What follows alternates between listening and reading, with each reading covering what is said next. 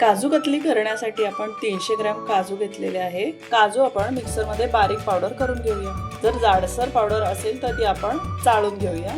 काजू मिक्सर मध्ये बारीक वाटून आपण घेतलेले आहे। गॅसची फ्लेम मीडियम वर ठेवलेली आहे। ज्या सेम वाटीने आपण काजू घेतले आहेत त्याच सेम वाटीने आपण साखर घ्यायची आहे। ती आपण पॅन मध्ये घालूया।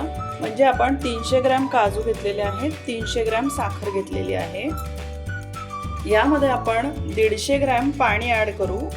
गॅसची फ्लेम मीडियम वर ठेवूया। याचा आपण एकतरी पाक बनवूया।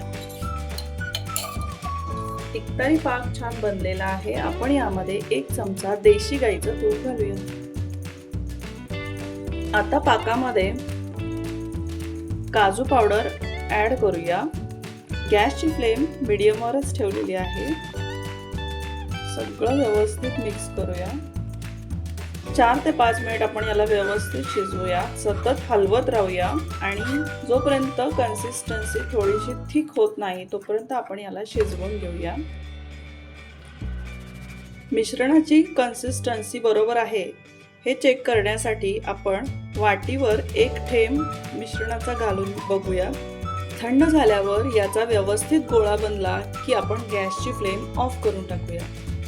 मिश्रणाचा व्यवस्थित गोळा तयार झालेला आहे। तुम्ही बघू शकता छान असा मिश्रणाचा गोळा तयार झालेला आहे। थोडासा थंड होऊन देऊया आणि मग आपण जाडसर पोळी लाटूया आणि काजू कतली बनवूया। बटर पेपरवर हे मिश्रण आपण अशा प्रकारे काढून घेतलेलं आहे।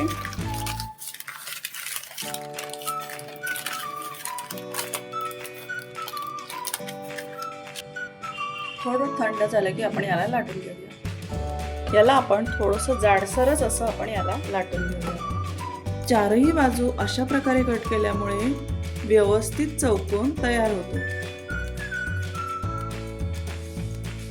आता ही काजू कतली आपण जशी हवी तशी डायमंड शेप मध्ये कापून घेऊया। काजू कतली कट करून झालेली आहे। याला आपण थोडा वेळ सेट होऊन घेऊया।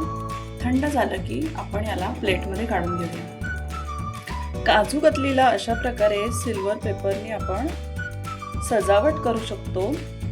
हे ऑप्शनल आहे, नाही केलं तरीही चालेल। याला आपण आता सर्विंग प्लेट मध्ये काढून घेऊया।